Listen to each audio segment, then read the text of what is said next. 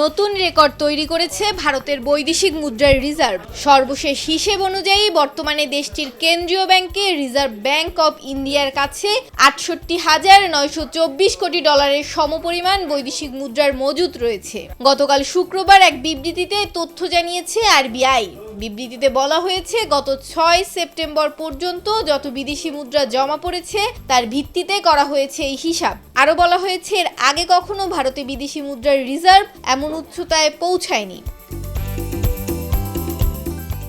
RBI এর তথ্য অনুযায়ী ১ সেপ্টেম্বর থেকে ৬ সেপ্টেম্বর পর্যন্ত কেন্দ্রীয় ব্যাংকে জমা হয়েছে ৫৩০ কোটি ডলারের সমপরিমাণ ডলার। এর আগের টানা ৩ সপ্তাহে জমা হয়েছে মোট ১,৩৯০ কোটি ডলার।